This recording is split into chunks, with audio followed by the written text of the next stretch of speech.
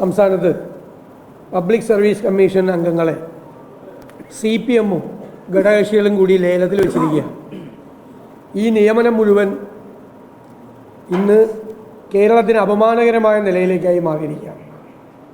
കോഴിക്കോട് CPM-ൻ്റെ പ്രാദേശിക നേതാവ് ഡോക്ടർ ദമ്പതിമാരുടെ കയ്യിൽ നിന്ന് PSC അംഗമായി നിയമിക്കാൻ പൊതുമരാമത്ത് മന്ത്രിയെയും CPM ജില്ലാ സെക്രട്ടറിയെയും ജില്ലയിലെ CPM MLA-മാരെയും ചൂണ്ടിക്കാട്ടി 60 ലക്ഷം രൂപ കരാർ ഉറപ്പിച്ച് 22 ലക്ഷം രൂപ അഡ്വാൻസ് വാങ്ങിച്ചു. എന്നിട്ട് ഇത് ഒരു മാസത്തിലധികമായി ഈ സംഭവം പാർട്ടിയുടെ ശ്രദ്ധയിൽപ്പെട്ടിട്ട് പാർട്ടി തന്നെ പോലീസ് സ്റ്റേഷനായും പാർട്ടി തന്നെ കോടതിയായത് കൈകാര്യം ചെയ്യുക. ഭരണഘടനാ സ്ഥാപനമാണ് പബ്ലിക് സർവീസ് കമ്മീഷൻ. അവിടെ നിയമിക്കപ്പെടുന്ന ഒരു അംഗം സത്യസന്ധമായി പെരുമാറേണ്ട ഒരാളാണ്. 60 ലക്ഷം രൂപ കൈക്കൂലി കൊടുത്ത് PSC അംഗമാകുന്ന ഒരാൾ ഈ പണം മുതലാക്കാൻ അവിടെ വന്നിട്ട് എന്തായിരിക്കും ചെയ്യാൻ പോകുന്നത്? അപ്പോൾ PSC എന്ന് പറയുന്ന സ്ഥാപനത്തിൻ്റെ വിശ്വാസ്യത പൂർണ്ണമായി തകർന്നിരിക്കുകയാണ്. CPM ഇത് ചെയ്യുമ്പോൾ ഘടകകക്ഷികൾ ആരും മോശക്കാരില്ല. NCP വലിയ തുക ഒരാളുടെ കയ്യിൽ നിന്ന് വാങ്ങിച്ചിട്ടാണ് PSC അംഗത്തെ നിയമിച്ചത് എന്ന് NCPയുടെ നേതാക്കൾ തന്നെ പുറത്തു പറഞ്ഞിരിക്കും. ജനതാദൾ എസിൻ്റെ നേതാക്കൾ അവർ പണം വാങ്ങിച്ചു, ലേലത്തിൽ വെച്ചിരിക്കുകയാണ്. നിയമനം ഒരു കൊല്ലമായിട്ട് ലേലത്തുക ഉറപ്പിക്കാതെ വെച്ചിരിക്കുകയാണെന്ന് പറയും. INL പണം മേടിച്ചു എന്നുള്ള ഇതെല്ലാം അതാത് പാർട്ടികളിൽ നിന്ന് തന്നെയാണ് ഈ ആരോപണങ്ങളെല്ലാം ഉയർന്നു വന്നിരിക്കുന്നത്. ഇന്ന് നമ്മളെ എല്ലാവരെയും അത്ഭുതപ്പെടുത്തിക്കൊണ്ട് മുഖ്യമന്ത്രി ഇങ്ങനെ ഒരു സംഭവമില്ല എന്ന മട്ടിൽ നമ്മൾ ഈ പരാമർശിച്ച ഈ സംഭവത്തിൻ്റെ അകത്തേക്ക് കടക്കാതെ മാറിപ്പോയിരിക്കുകയാണ്. അതേ PSCക്ക് ഒരു കുഴപ്പവും പറ്റിയിട്ടില്ല എന്നാണ് പറയുന്നത്.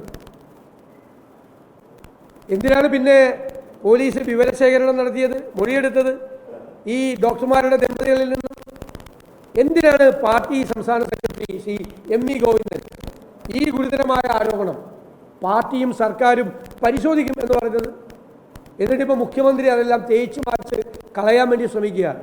മുഖ്യമന്ത്രി ഈ സാധനം ഒതുക്കാൻ ശ്രമിക്കുമ്പോൾ വീണ്ടും സംശയത്തിൻ്റെ കാര്യം സംശയം വർദ്ധിക്കുകയാണ്. കാരണം നേതൃത്വം അറിഞ്ഞുകൊണ്ട് തന്നെ നടത്തിയിട്ടുള്ളൊരു ഇടപാടാണ് ഇത് എന്ന് സംശയിക്കത്തക്ക രീതിയിലേക്ക് പോവുകയാണ്.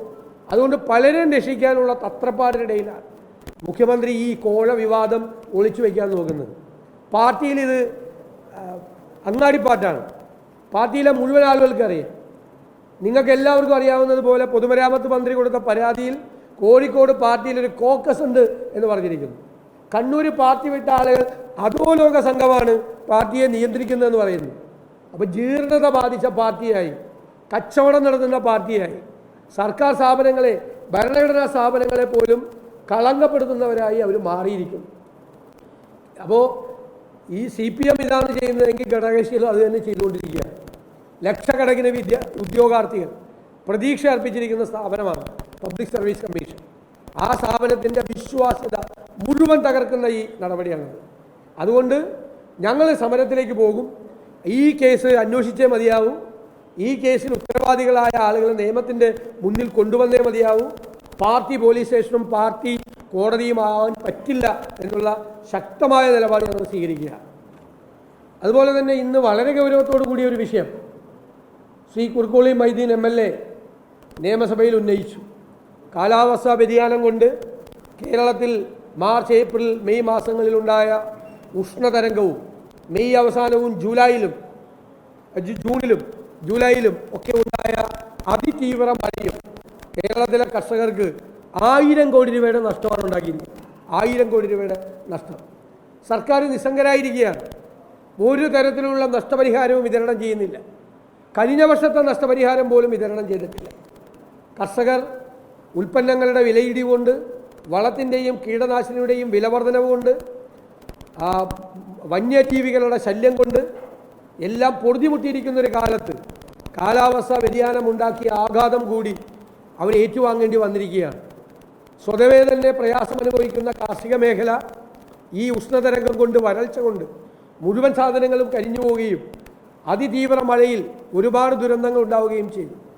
അപ്പോൾ ഈ പാരിസ്ഥിതികമായ ഈ പ്രശ്നങ്ങൾ കാലാവസ്ഥാ വ്യതിയാനത്തിൻ്റെ അടിസ്ഥാനത്തിൽ ഒരു കാർഷിക നയം രൂപവൽക്കരിക്കേണ്ടതിൻ്റെ ആവശ്യകതയെക്കുറിച്ചും സമഗ്രമായൊരു നഷ്ടപരിഹാര പാക്കേജ് അവർക്ക് കൊടുക്കണം എന്ന് ആവശ്യപ്പെട്ടുകൊണ്ടുമാണ് ഞങ്ങളിന്ന് ഈ അടിയന്തര പ്രമേയത്തിന് ഞങ്ങൾ നോട്ടീസ് നൽകിയത്. ദൗർഭാഗ്യവശാൽ ബഹുമാനപ്പെട്ട മന്ത്രിക്ക് എന്താണ് മുമ്പിലുള്ള നടപടിയെന്നോ എന്താണ് നഷ്ടപരിഹാരം കൊടുക്കാൻ പോകുന്നതെന്നോ ഒന്നും പറയാനുണ്ടായിരുന്നില്ല. അപ്പോൾ കർഷകരെ അവരുടെ വിധിക്ക് വിട്ടിരിക്കുകയാണ് സർക്കാർ. കേരളത്തിലെ കർഷകർ അവരുടെ കാർഷിക ചരിത്രത്തിലെ ഏറ്റവും വലിയ പ്രതിസന്ധിയെ അഭിമുഖീകരിക്കുമ്പോൾ തിരഞ്ഞെടുക്കപ്പെട്ട സർക്കാർ അവരോടൊപ്പം ഇല്ല എന്നാണ് മന്ത്രിയുടെ മറുപടിയിലൂടെ ഇന്ന് വ്യക്തമായിരിക്കുന്നത്. കാർഷിക മേഖലയിലെ ഈ പ്രതിസന്ധി പരിഹരിക്കാനുള്ള അടിയന്തരമായ ഇടപെടൽ കൂടി സർക്കാർ നടത്തണം എന്ന് ഞങ്ങൾ ആവശ്യപ്പെടുകയാണ്.